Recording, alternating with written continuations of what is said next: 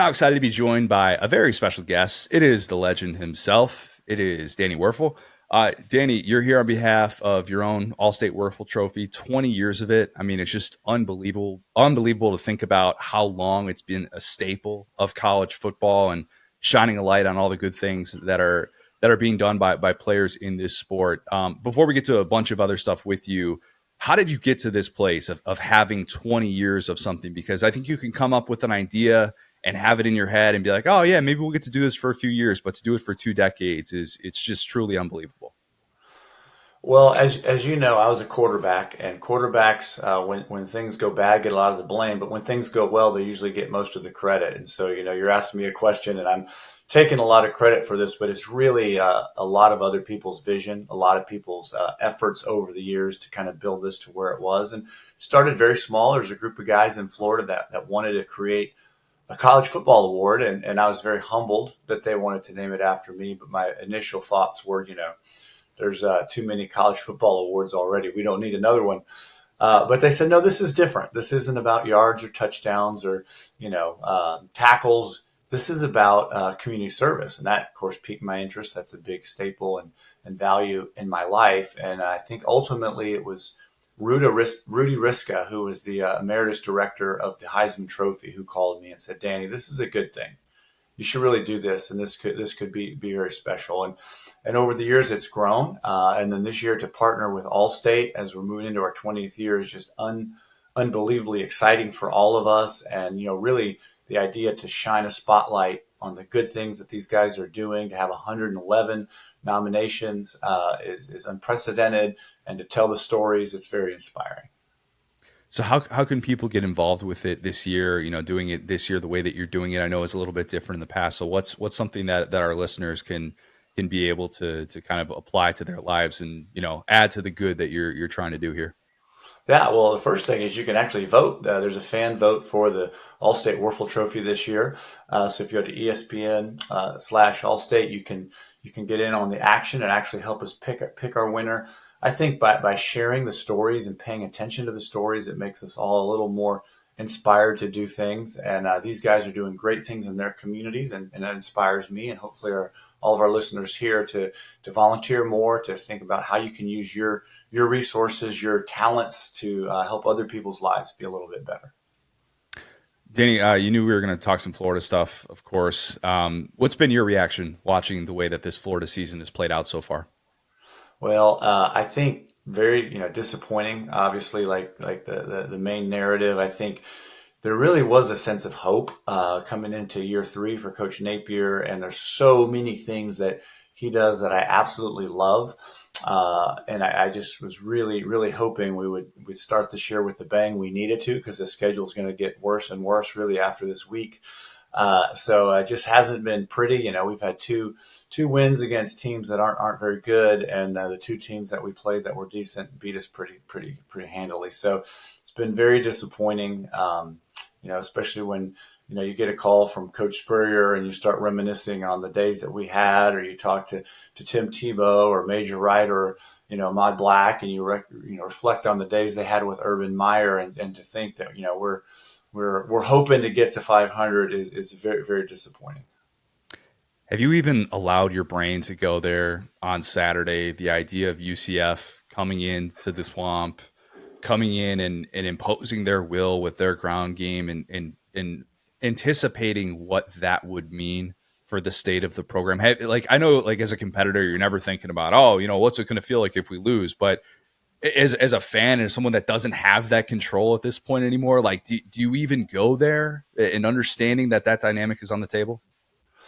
I think so. I think I am a competitor, but I'm a little bit separated from this everything that's happening. So, I'm not going into play. I'm not trying to have my brain on full alert to be successful. But just looking at it rationally, I mean, Gus Malzahn, they've done a great job there. They've really built this team. And, years ago, to think about the situation, it'd be unheralded, unprecedented, whatever words you want to use. But I think to think about the reality of where we are, it's true. They could come in and they could run the ball all over us, and that would be very, very disappointing day. One more in a line of many.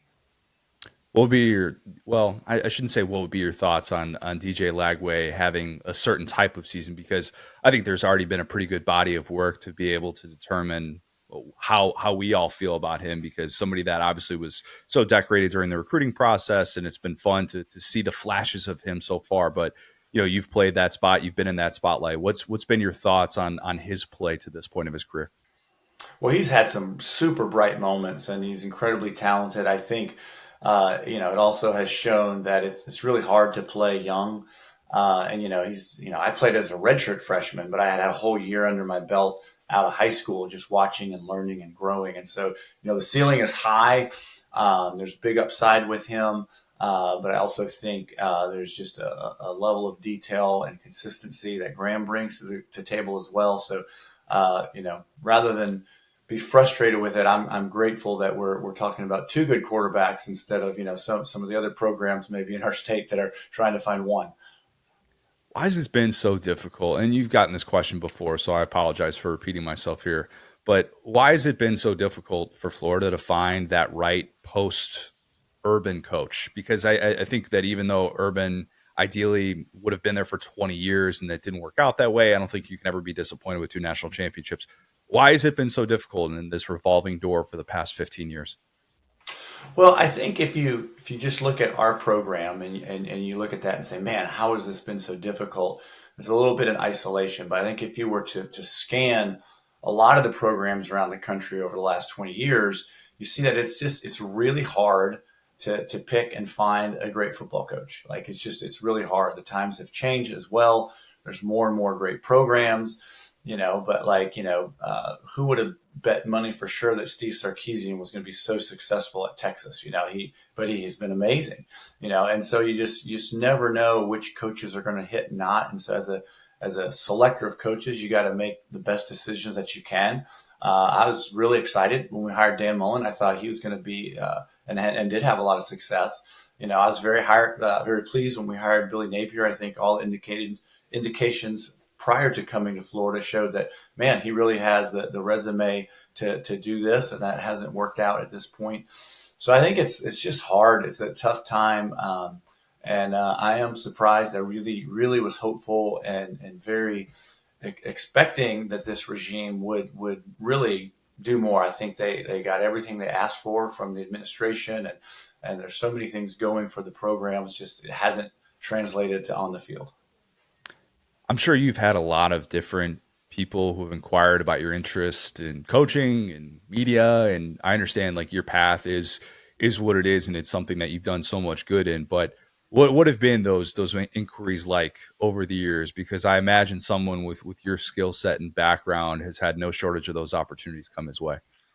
Yeah, man. If I had 5 lives to live, I would absolutely give one all to the wall for coaching. I love working with teams. I love developing people. I love strategy. I love football. I do think I could have been good at that. But for me, I think you've got to think about if you only have one life to live, where are you going to give all your energy? And there's just been these other things through Desire Street Ministries, the Wuerffel Foundation, and other things that I was more passionate about. So, but man, every now and then I get the bug. I'm working with a high school quarterback right now, and that's exciting. To see that, I've got some ideas of things that I played in the NFL's kind of version, or a bunch of NFL players played in that flag league a few years ago, and I learned some offenses where you can run two quarterbacks, which is pretty sneaky, and three. And I'm like, man, I think some of this could work in real footballs. And so there's a part of me that has that itch, but again, I've got some other things that I'm more passionate about. I'm just saying, flag football in the Olympics in 4 years. I have you given that a thought? To what? Watch it, to coach it, to play. I can't. I can't. To coach You it, look, to instruct. Yeah, all yeah, that. possibly. I think. I think what they're doing though is I think it's 4 or 5 man flag football, which is a little bit different than what I would be more accustomed. When I played, it was kind of more like a 7-on-7 game, which translates more to actual football in my experience. I think you got to be pretty expert in the nuance of 4 or 5 man flag to really know. So there's other guys that can handle that. Let's go back to your career. Spurrier, obviously, like your memories with him, I'm sure there are just too many that have you'll forget more about Spurrier than all of us will ever know.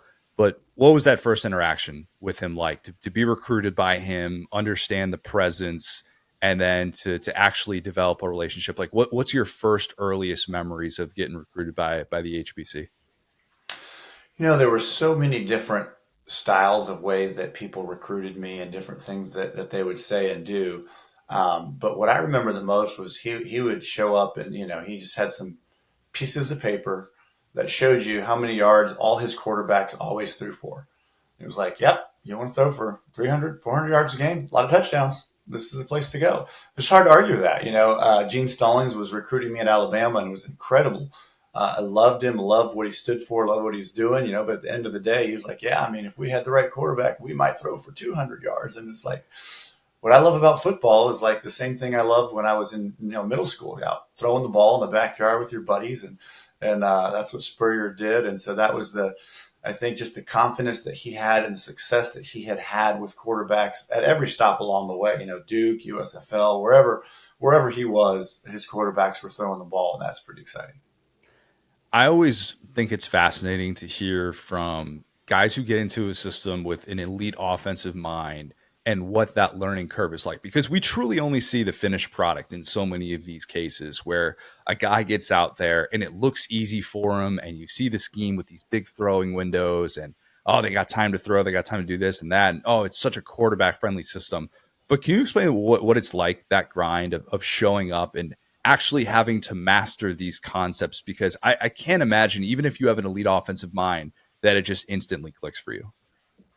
Yeah, well, I think there's a handful of things that come into it. First of all is the actual play design. And, Coach Spurrier has a philosophy that there's a great play for every defense and there's a great defense for every play. And his goal was if he could predict what defense you were going to play, he could get the perfect play. And then part of that was if he guessed incorrectly, it was the quarterback's job right before the snap to change that, to actually get to the right play. So a lot of it came down to could you predict or could you formation a team into predicting their coverages. And so that was pretty high level stuff, and he was way ahead of the game. And so when you get the right play on, you have a chance. But then kind of you come into the execution, and he's very very flexible and has a lot of adjustments. But man, he was insanely precise on the details of the route, the timing, and the quarterback's drop, timing, and head position. So you had to throw the ball at the right time, looking in the right space, reading the right person, and then that you don't see near as much of that preciseness, in my opinion, with other coaches at any level in terms of the timing between you. And then the other thing is, I can't move my arm anymore as a 50-year-old because I threw 7,000 corner routes when I was at Florida, over and over and over, and cover two posts and all the different routes. That was like, man, how do they hit these things? Well, we grinded those things and had probably way more throws than a trainer would let a quarterback do in practice anymore, to getting those reps. And then I think a fourth thing that really comes down to it is the knack of when to be aggressive in the play calling and when to be thoughtful and careful. And then how do you mix that in with the run? So all those things together took time to learn, to think like he would think, to what would Coach Spurrier do here, and then to execute it. The best instance, or I guess maybe it's more interesting, the worst instance of you getting to the line, thinking you're seeing something that goes against what Spurrier had called, and then it not working out and you having to face him to the sideline. There's got to be a memory like that that stands out for you. Man, the worst one, maybe the worst memory of my whole football career at any level, was we were playing Auburn. I was a freshman. I had earned the starting job. We had scored two quick scores. We had 10-0. We were going down the field to pretty much end the game. If we were up 17-0 in the first quarter, this is probably it.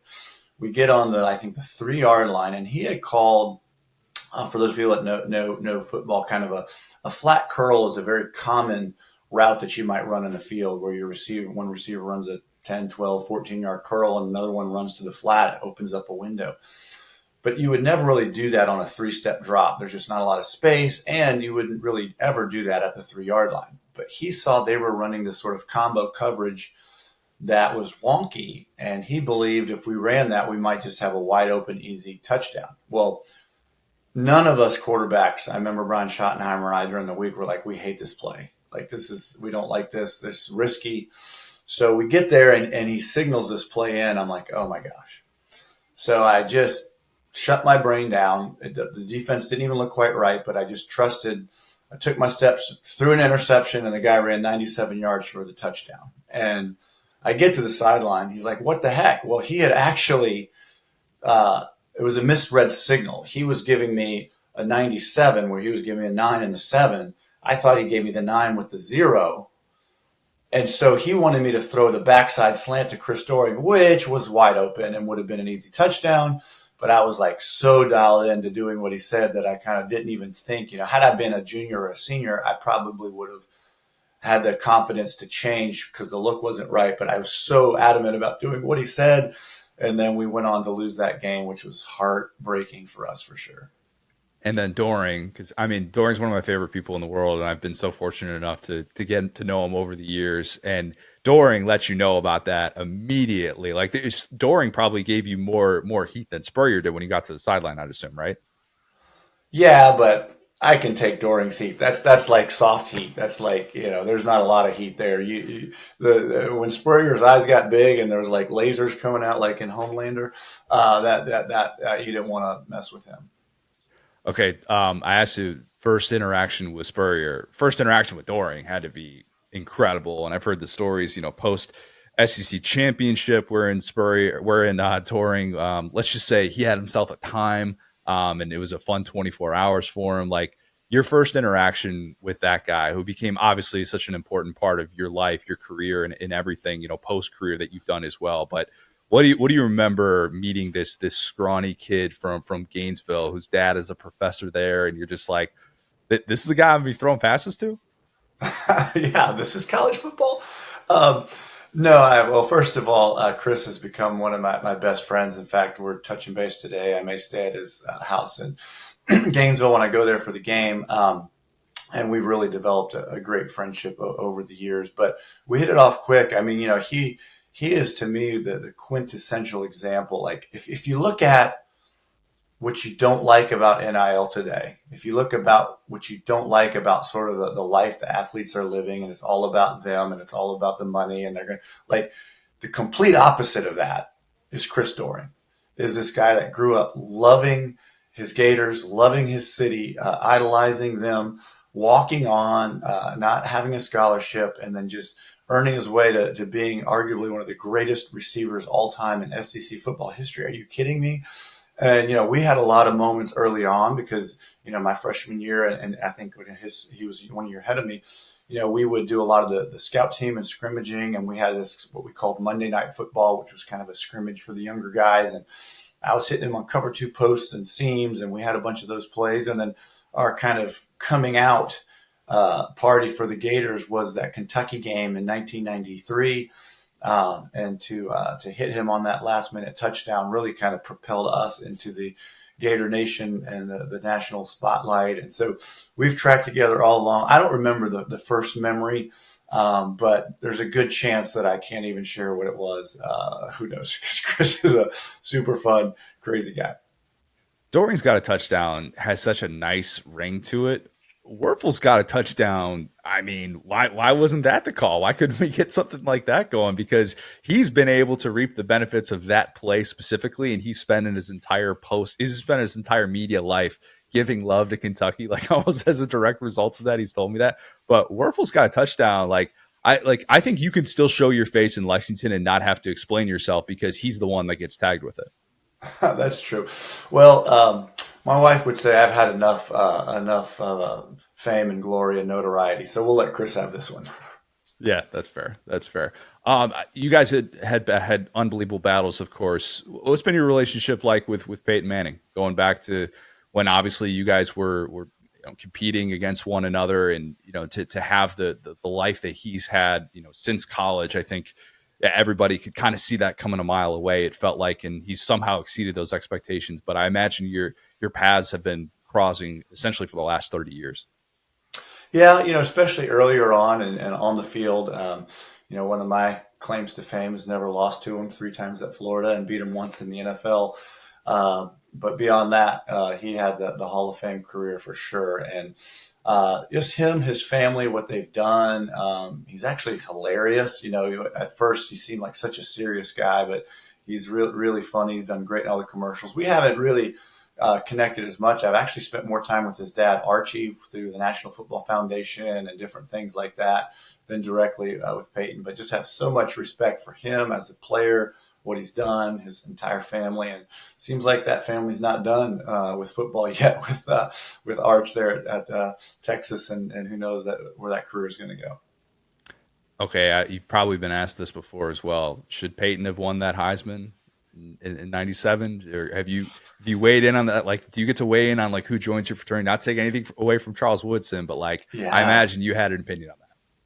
I did. I mean, I was shocked. I think it is a testimony to kind of the region that you live will kind of skew kind of what you see. Because I mean, all I had heard was Peyton Manning. So like, I hadn't followed college football, but like the buzz around Charles Woodson wasn't huge around where I was, and so I was literally shocked when Peyton didn't win that year. I think Charles was certainly deserving, but I was like a lot of people, like, oh wow, that was surprising.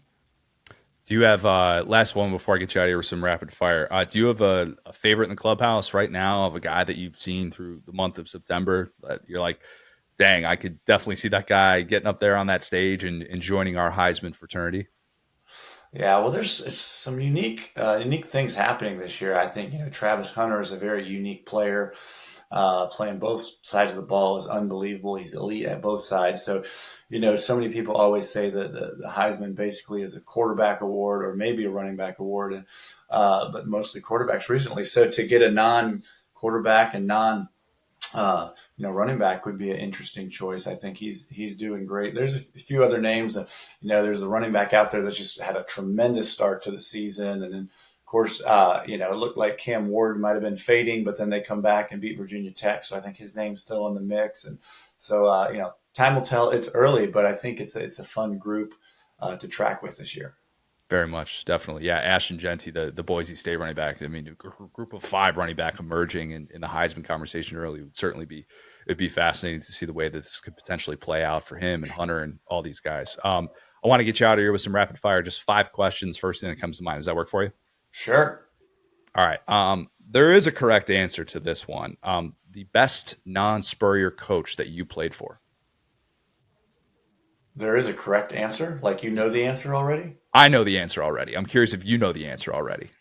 Well, it depends how you define best. By far, the most high profile was Mike Ditka That's the one. Yeah. with the New Orleans Saints, and but not we didn't have the success there. But career wise and who he is and what he stood for, Mike Ditka was amazing. Yeah, no, that was the only answer I was hoping to be able to get. I'm a Bears fan. Like I was hoping you were going to go in that direction. That makes a lot of sense. Let me throw Okay, a 1B though. Dick Duran was an yeah, amazing man. Had a great run in Chicago, and he did some things that off the scene you wouldn't know, but left me with as much or more respect for him as any other coach I played for. So let's give him a 1B. that's a good one. Those early 2000s, especially those some of those Bears teams were some of my favorites growing up. Absolutely. Okay, you kind of talked about this before. I'm curious if you already provided an answer, but your favorite route to throw was what? Either a corner or a fade. I love dropping the ball in the bucket, and we got pretty good at both of those routes. Really, yeah, I think that'd be it. It's funny you say fade because I got into it. Like the most heated debate I've had with Doering over the years was when A&M threw that goal line fade to a true freshman Evan Stewart at the end of the Bama game, and Doering gets that on SEC final, and he's like there's nothing wrong with that route, there's nothing wrong with that play call, and it should have occurred to me. Oh God, like Danny Wuerffel used to throw him fades all day, and he could execute that route to a T. So that's where he was coming from. That actually makes a lot of sense now. Yeah. Well, also too, what's interesting, there's you can, if he gets if the receiver gets around the defender, you can throw the ball upfield and beat him. But if he keeps you with, even if he's totally covered, you can throw it wide to create space. So there's two options that we would use, and that's why we're successful. But nowadays there's a third. They're doing a lot of kind of back shoulder throws. Yeah. And we never really implemented that. But man, I think had we had that one as well, three options, you could have a guy blanket covered and still completing passes. That's a tough one. That's a good point. Okay. Is Florida the South? Say that again. Is Florida the South? I don't even understand the sentence. Is it the South? Yes. Like, do you consider the state of Florida the South? Because Oh, I live here. I live in Orlando, and I always tell people I don't live in the South. I live in Orlando. It's like a separate area. There are people who say like, "Oh, Miami." You wouldn't consider Miami part of the South. And I've always gotcha. subscribed to like you got to go north to go south in the state of Florida. But you've lived here longer than I have. What's been your take on that? Well, I grew up in the Panhandle. That's definitely the South. True. I would say non-beach and non-urban. Much of Florida is very southern. Yeah, you drive out of Orlando and go to Kissimmee, you're in the South. So I would say rural Florida and non-beach Florida is much more southern in culture and style than maybe the beaches or the urban areas. Where would you have gone if you didn't go to Florida? I assume you said Gene Stallings before in Bama. Would that have been your choice if Florida didn't end up working out? Probably that would have been my third. I think at the end it came down to Florida State and Florida. I love Bobby Bowden. I love what was happening there. Um, so really at the end, and Florida State was probably my first choice kind of moving into the recruiting cycle. My sister went there. So probably would have been Florida State, but I'm very thankful that Steve Spurrier wooed me away. Yeah, I think many Florida fans would agree with that, just a little bit. Okay, last one for you. Best memory with Chris Doering was what? Man, there's a lot of good memories that we've had together. I remember being at his daughter's 1 year birthday party when we were in Washington. I remember, celebrating that touchdown against Kentucky.